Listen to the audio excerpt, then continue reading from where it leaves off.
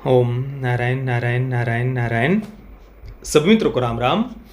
दोस्तों आज 9 सितंबर है और फाइनली ब्रह्मास्त्र थिएटर में रिलीज हो गई है और अभी अभी जस्ट मैं फर्स्ट डे फर्स्ट शो देखकर घर पर आया हूँ। और आज ब्रह्मास्त्र देखने के बाद मेरे मन में फिर से वही प्रश्न आया है जो प्रश्न पृथ्वीराज देखकर आया था, या इससे पहले कई बार हमने जिस प्रश्न पर बात की हुई है वही सेम बात आज फिर से मेरे मन में आई कि क्या बॉलीवुड जानबूझकर जो राष्ट्रवादी फिल्में हैं या फिर जो हमारे इतिहास पर आधारित या कल्चर पर आधारित फिल्में, वैसे तो बॉलीवुड बनाता नहीं था पर हाल ही के समय में कुछ थोड़ी बहुत वो जो बना रहा है, क्या उन फिल्मों को जानबूझकर बॉलीवुड खराब कर रहा है? क्योंकि सीरियसली मेरे मन में ये प्रश्न उठ रहा है। जैसा कंटेंट हाल ही के समय में हमने देखा है, जैसे कि आप पृथ्वीराज फिल्म का उदाहरण देख लीजिए, इतनी खराब एक्टिंग, इतने खराब विजुअल्स भाई मैंने तो देखे नहीं थे जो पृथ्वीराज फिल्म में थे। उसके बाद आप देख लीजिए भुज द प्राइड ऑफ इंडिया, क्या डायलॉग्स थे, कितनी बचकानी फिल्म। या ओम द बैटल विद इन, जय भवानी और राष्ट्र रहना चाहिए और क्या क्या बातें की गई थी, मजाक बनाकर रख दिया था। या फिर आप सत्यमेव जयते 2 का उदाहरण ले लीजिए, मतलब राष्ट्रवाद का और देशभक्ति का लिटरली मजाक उड़ाया गया था, हंसी उड़ाई गई थी उसमें। तो ये प्रश्न मन में उठता है कि क्या जानबूझकर राष्ट्रवाद पर आधारित, कल्चर पर आधारित, इतिहास पर आधारित फिल्मों को क्या बॉलीवुड खराब बना रहा है? और यही प्रश्न आज ब्रह्मास्त्र देखकर भी मेरे मन में आया। लिटरली इतनी फुद्दू फिल्म मैंने अपनी लाइफ में नहीं देखी भाई। और चलो बेट लगा लीजिए, आप बेट लगा लीजिए मेरे साथ में, आप देखकर आ जाइए फिल्म में, आपको फिल्म देखने के बाद कहीं पर जाकर अपना सर पटकने का मन करेगा। और इसमें मैं बिल्कुल भी अतिशयोक्ति नहीं कर रहा हूँ। इससे ज़्यादा वाहियात और फुद्दू फिल्म आपने अपनी लाइफ में नहीं देखी होगी। और सबसे दुख की बात क्या है पता है? इस फिल्म के लिए कहा जा रहा है कि इसके लिए उन्होंने 10 साल दिए, 10 वर्ष मेहनत की इस फिल्म को बनाने के लिए। 10 वर्ष छोड़िए, अगर मैं सच में मैं दिमाग लगाने भी बैठ जाऊँ ना कि कितनी मेहनत, कितने समय उन्होंने दिया होगा इसकी कहानी लिखने के लिए, तो लिटरली आधा घंटा, 1 घंटा, चलो मैक्सिमम 1.5 घंटा यार, 2 घंटे, चलो 2 घंटे, या बहुत ही ज़्यादा कुछ आपने पता नहीं बहुत समय लग गया हो तो मैक्सिमम 3 घंटे। इससे ज़्यादा इसकी कहानी लिखने में समय नहीं लगेगा। इतनी बचकानी कहानी। मैं तो इसे भाई, मतलब मैं देखिए एनिमे का मैंने कई बार रिव्यू किया हुआ है, कई सारे एनिमेटेड फिल्मों का मैंने रिव्यू किया हुआ है। उन फिल्मों को भी मैं कभी चाइल्डिश नहीं कहता हूँ, पर इस फिल्म को तो मैं चाइल्डिश भी नहीं कह सकता भाई। इतनी फुद्दू कहानी, मतलब वो इन्फिनिटी स्टोन्स वहाँ पर जमा कर रहे थे और यहाँ पर ये कुछ ब्रह्मास्त्र के 3 टुकड़े जमा कर रहे हैं। एक एविल फोर्स है और दूसरी तरफ ये है ब्रह्मास्त्र की, ब्रह्मांश जिनको कहा गया, वो टीम। क्या ये सोचने के लिए आपको 10 साल लग गए? बस लिटरली यही फिल्म की कहानी है, ये सोचने के लिए आपको 10 साल लग गए। और चलो मान लिया आपने कुछ बहुत अस्त्रों का अध्ययन करने के लिए समय लगा, कौन से अस्त्र, कौन से अस्त्र, सब कुछ तो मनगढ़ंत आपने दिखा दिया है। आपको अध्ययन तो कहीं पर भी दिख नहीं रहा। एंशियंट विजडम की आपने बातें की, फिल्म को प्रमोट करने के लिए कितनी बार आपने एंशियंट इंडिया, प्राचीन Bharat, ancient wisdom, roots, Indian culture, सनातन संस्कृति, कितनी बार इन शब्दों का उपयोग किया। कहा था वो सब फिल्में भाई? कहा था वो एंशियंट विजडम? वो क्या होता है वो भी पता है? पूरी फिल्म का जो बेसिक था वो था प्रेम, लव। इस फिल्म का नाम ब्रह्मास्त्र नहीं प्रेमास्त्र होना चाहिए था। और आप चलो बहुत जो बड़े से बड़ा बॉलीवुड प्रेमी हो ना, वो भी चला जाए इस फिल्म को देखने के लिए, वो मुझे आकर बताए कि मैं कुछ गलत बोल रहा हूं क्या। इस फिल्म का नाम ब्रह्मास्त्र नहीं प्रेमास्त्र होना चाहिए था, क्योंकि वही तो फिल्म का पूरा सार था ना भाई। प्रेम, प्रेम की ताकत, प्रेम की शक्ति, प्रेम के आगे, लव के आगे तो सब कुछ फीका है, प्यार की ताकत। कितनी जगह पर ये डायलॉग्स थे फिल्म में। अब इस बारे में एग्जैक्टली फिल्म के डायलॉग्स अगर मैं आपको बताऊं तो देखिए, सारे तो मैं नहीं लिख पाया पर कुछ कुछ बीच में मैंने नोट डाउन किए। तो वो कुछ इस प्रकार से है, क्योंकि प्यार से खूबसूरत कुछ भी नहीं है इस दुनिया में। वाह क्या बात है। ये प्यार की ताकत देखकर अमिताभ बच्चन का कैरेक्टर एक जगह पर कहता है, वाह क्या बात है, प्यार, क्योंकि प्यार से खूबसूरत कुछ भी नहीं है इस दुनिया में। आगे प्यार का सबसे बड़ा रूप कुर्बानी, प्यार से बड़ा कोई ब्रह्मास्त्र नहीं है इस दुनिया में। मतलब जो कुछ बातें की जा रही थी ना कि अस्त्रों का देवता ब्रह्मास्त्र और सारी सबसे पावरफुल अस्त्र वगैरह, फिल्म तो अस्त्रों के बारे में थी ही नहीं। फिल्म तो पूरी की पूरी प्यार की ताकत के बारे में थी कि देखो देखो प्यार की ताकत कितनी बड़ी है। प्रेमास्त्र के बाद सारे की, प्रेमास्त्र ये शब्द मैं यूज कर रहा हूँ, फिल्म में कहीं पर भी ये शब्द नहीं है, पर भाई अब प्यार की ताकत सबसे बड़ी दिखाई है ना। और वही प्यार की ताकत, मतलब चलो मैं जो भी है, आप फिल्म अगर किसी को देखनी तो वो देख सकता है, पर सबसे ताकत पर तो आपने वही उसी बात को दिखाया है। कहाँ था वो अस्त्रों की ताकत, या उनके आपको उनकी ताकत को कुछ अलग उसमें आपने कुछ लिखा उसके बारे में, या उन अस्त्रों की शक्ति को कैसे प्राप्त किया जा सकता है, उसके लिए अलग अलग कोई विद्याएं कुछ डेवलप की हो, या ब्रह्मांड की जो पूरी टीम है, चलो अलग अलग जो अस्त्र है उन अस्त्रों की विद्या प्राप्त करने के लिए कुछ विशिष्ट वो साधना कर रहे हो, या कुछ कुंडलिनी जागृत कर रहे हो, अलग अलग चक्रों को जागृत कर रहे हो, कुछ बहुत आपने कुंडलिनी योग, पतंजलि योग, इनका कुछ अभ्यास किया हो आपने 10 वर्षों तक, और अलग अलग अस्त्रों की विद्या प्राप्त करने के लिए अलग अलग आपने मार्ग खोजे हुए हो, और उनके बारे में आप कुछ फिल्म में दिखाते, तब तो भी भाई फिर भी मैं समझ सकता कि चलो यार 1 वर्ष दिया होगा फिल्म के, फिर भी 10 वर्ष, वो तो दिमाग से परे है मेरी बात 10 वर्ष, फिर भी मैं मानता कि चलो 1 वर्ष तक उन्होंने कुछ स्टडी किया होगा। आपने तो ऐसा कुछ भी नहीं किया। जो अस्त्रों के नाम है वो भी सारे के सारे बस कुछ ऐसे ही काल्पनिक मनगढ़ंत आपने कुछ भी नाम बना दिए। वानरास्त्र, नंदी अस्त्र, उन दोनों का भी फिल्म में मजाक बनाकर रख दिया। अब जो वानरास्त्र है उसके साथ क्या होने वाला है वो तो फिल्म रिलीज होने से पहले ही सोशल मीडिया पर सब जगह पर था। अब पता नहीं स्पॉइलर में आएगा या नहीं आएगा, पर देखिए मैं बोल रहा हूँ, अगर आपको नहीं सुनना है वीडियो, फिल्म देखने के बाद आप देख सकते हैं। तो फिल्म रिलीज होने से पहले ही सब जगह बोल दिया गया था कि भाई शाहरुख खान का कैरेक्टर बचने नहीं वाला, इसलिए उसके लिए डिवाइन मंकी वर्ड यूज़ किया है, हनुमान जी शब्द यूज़ नहीं किया। तो वो तो पहले ही पता था।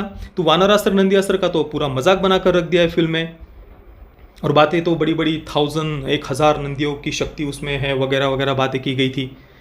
बाकी भी जो अस्त्र है जैसे कि पवनास्त्र का है, शास्त्रों में तो उसका नाम वायव्यास्त्र है, आप पवनास्त्र अलग ही कुछ लेकर के आ गए।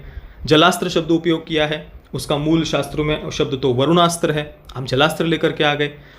या अग्नि अस्त्र आप शब्द उपयोग कर रहे हैं, मूल शब्द तो अग्नेयास्त्र है, आप अग्नि अस्त्र बोल रहे हैं, वो नाम तक आप लिटरली जो है वो आप यूज नहीं कर पाए हैं। और ये जो अस्त्र मैं आपको बता, ये जो अस्त्र आपने ट्रेलर में बड़े देखे होंगे ना, अग्नि अस्त्र, जलास्त्र, पवनास्त्र, प्रभास्त्र, ये लिटरली जितनी देर तक आपको ट्रेलर में दिखाई दिए ना उतनी देर के लिए आपको फिल्म में देखने को मिलेंगे। उनको कुछ भी ऐसा अलग से डेवलप नहीं किया है, या वो अस्त्रों की शक्ति जिनके पास है उन्होंने कुछ उसके प्राप्त करने के लिए क्या विद्या की, क्या कोई साधना की है, या कैसे उनके पास आए हैं, या कैसे उनको कंट्रोल किया है उन अस्त्रों को, कुछ भी आपको देखने को नहीं मिलेगा वैसा। बस नाम के लिए आपको, मतलब बस ऑडियंस को फुद्दू बनाने के लिए आपने ट्रेलर में वो नाम दिखा दिए अस्त्रों के। क्या उनका कुछ था उनका मतलब पूरी फिल्म की कहानी में? कुछ भी नहीं। और सबसे बड़ी बात, ये सारे के सारे अस्त्र तो फुद्दू है फिल्म की कहानी के अनुसार। सबसे बड़ी ताकत तो प्रेम की है। और बॉलीवुड कितना प्रिडिक्टेबल है यार, कितना प्रिडिक्टेबल है। फिल्म रिलीज होने से पहले ही मतलब ये आशंका तो थी ही कि प्यार की ताकत को ही ये सबसे बड़ी ताकत दिखाएंगे, क्योंकि बॉलीवुड प्यार से बाहर निकल ही नहीं सकता, उससे ज़्यादा वो कुछ सोच ही नहीं सकता।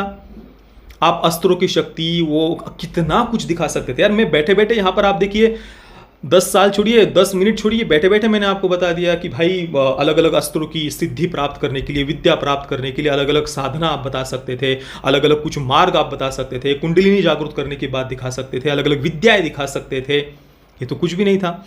और जो मैंने इसका ट्रेलर देखने के बाद ही तुरंत जो एक प्रिडिक्ट किया था, आप अभी मेरा ट्रेलर रिव्यू देख लीजिए, जो गुरु नाम का कैरेक्टर है उस पर कोई भी सिंबल्स हमें देखने को नहीं मिलते। और विश्वास करिए, ये पार्ट आप जब फिल्म में देखेंगे ना, अमिताभ बच्चन के गुरु वाला कैरेक्टर, आपको लिटरली क्रिंज फील होगा। बस नाम के लिए गुरु और आश्रम और मठ ये शब्द वहाँ पर उपयोग किए हैं उन्होंने, पर जिस प्रकार से वो पूरा पार्ट उन्होंने दिखाया ना, आपको लिटरली इतना अंदर से गंदा फील होगा ना, इतना गंदा फील होगा वो देखकर, मैं आपको बता नहीं सकता हूँ।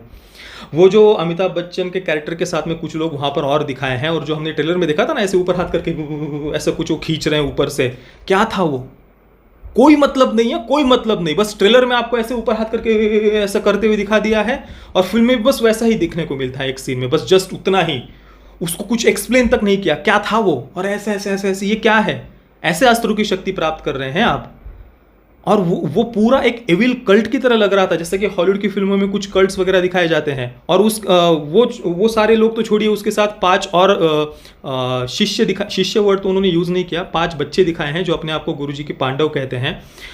उसमें से एक लड़की का भी कैरेक्टर है।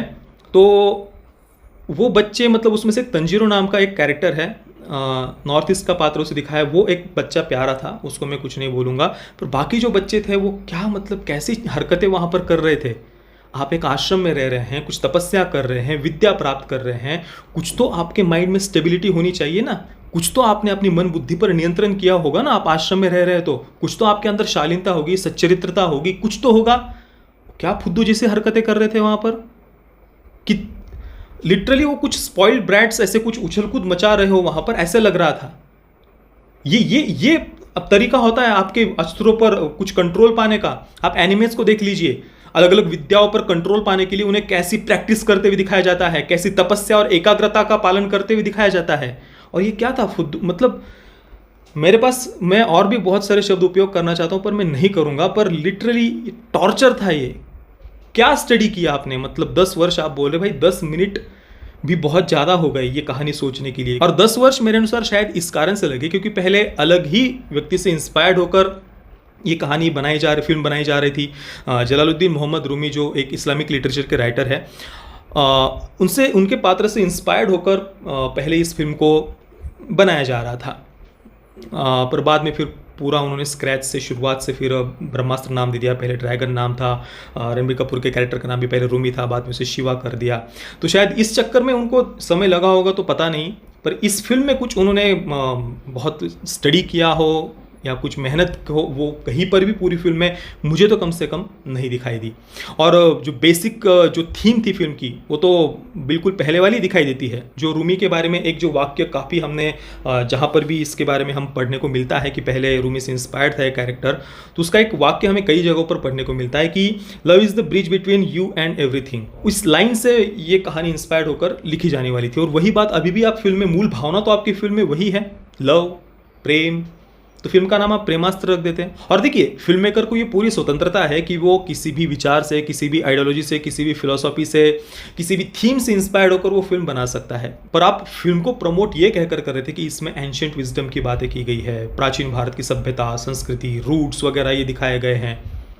पर आपका मूल जो फोकस था वो तो लव पर था और उसको ही आपने सबसे ताकतवर दिखाया है। तो जितने भी अस्त्र है, अस्त्रों का देवता ब्रह्मास्त्र है, उन सबको तो आपने नीचा दिखा दिया है उल्टा प्रेम से। तो कम से कम ये एंशिएंट विजडम बात की गई है। हमारे संस्कृति में तो मन, बुद्धि, वचन, कर्म सबको संयमित करने की बात की गई है। आपको जीवन में अगर उन्नत होना है तो मन, वचन, कर्म, आपको सब तरफ से अपने आप को संयमित करने की बात कही गई है शास्त्रों में। तो वैसा तो कहीं पर भी कोई विजडम दिखाई नहीं देता। ना ही अमिताभ बच्चन का कैरेक्टर ऐसा कुछ अपने शिष्यों को या अपने वहाँ पर कुछ ऐसा वो दिखाई देता है हमें, उनके ज्ञान, प्रगल्भता, ऐसी व्यापक बुद्धि, ऐसा कुछ भी उनमें दिखाई नहीं देता। सब छिचोरीगिरी फिल्म में चल रही थी। फिल्म की शुरुआत में बस रणबीर कपूर और आलिया भट्ट का जो कैरेक्टर है उनको मंदिर वगैरह जाते हुए दिखाया है, थोड़ा सा त्यौहार वगैरह हमारे मनाते हुए दिखाया है, जो बात आजकल की फिल्मों से हम पूरी तरीके से गायब देखते हैं। पर वो भी इतना ज़्यादा फेक लग रहा था, इतना फेक लग रहा था कि पूछिए मत। मतलब आजकल हम देखते हैं कुछ सेक्युलर राजनेता, वो कुछ अपने आप को बड़ा जनेऊधारी पंडित और महान शिव भक्त वगैरह कहते हैं, जो इससे पहले उनकी विचारधारा क्या थी, कभी मंदिर जाते हुए हमने उन्हें देखा नहीं, पर अचानक से अभी पिछले 4-5 वर्षों में हम उनको मंदिर घूमते हुए देखते हैं। अचानक वो अपने आप को जनेऊधारी पंडित वगैरह बता रहे हैं। तो वो जितना हमें फेक लगता है ना बिल्कुल उतना ही फेक ये फिल्म हमें लग रही थी। मुझे कम से कम उतनी ही फेक शुरुआत में ये फिल्म लगी, क्योंकि वो देखा ही नहीं जा रहा था। क्योंकि जो व्यक्ति उसके अंदर वो भाव ही नहीं हो ना, तो बिना भाव के जब कोई बात की जाती है तो वो फल नहीं देती है, और वो स्पष्ट रूप से पता भी चलता है। रही बात विजुअल्स की, तो जो आपने ट्रेलर में देखा उससे अलग हटके आपको फिल्म में कुछ भी देखने को नहीं मिलने वाला। बस गुलाबी और लाल आग पूरी फिल्म में, वो लेज़र लाइट शो, जो मैंने पहली बार जब इसका ट्रेलर रिव्यू किया था तो उस समय मैंने आपको कहा था कि वो लेज़र लाइट शो जैसा ही कुछ लग रहा है, और बिल्कुल वही एक लेज़र लाइट शो लग रहा था। गुलाबी गुलाबी लाल लाल आग हमें देखने को मिलती है, जो उससे भी ज़्यादा फेक लग रही थी कुल मिलाकर केवल डिसअपॉइंट ही नहीं तो परेशान करने वाली फिल्म में इसे कहूँगा। जाते जाते एक और बात मैं ऐड करना चाहूँगा, फिल्म में परफॉर्मेंसेस भी सभी के परफॉर्मेंसेस बहुत ज़्यादा डिसअपॉइंट करने वाले थे, निराशाजनक थे और बहुत डल लग रहे थे सारे ही कैरेक्टर्स। रणबीर कपूर का वो पता नहीं आग को ऐसे ऐसे ऐसे ऐसे ऐसे ऐसे वो देवा देवा सॉन्ग में ऐसे ऐसे वो जो कुछ भी उसे करते हुए दिखाया है, बाप रे बाप, वो देखा नहीं जा रहा था।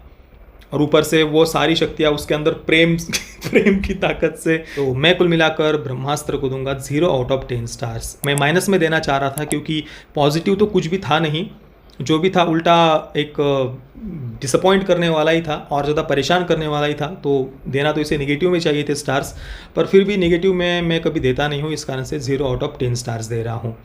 पेरेंटल गाइडेंस की बात करें तो फिल्म में कोई सेक्स, न्यूडिटी, वायलेंस नहीं है। एक जगह पर शायद बस किस उन्होंने दिखाया है।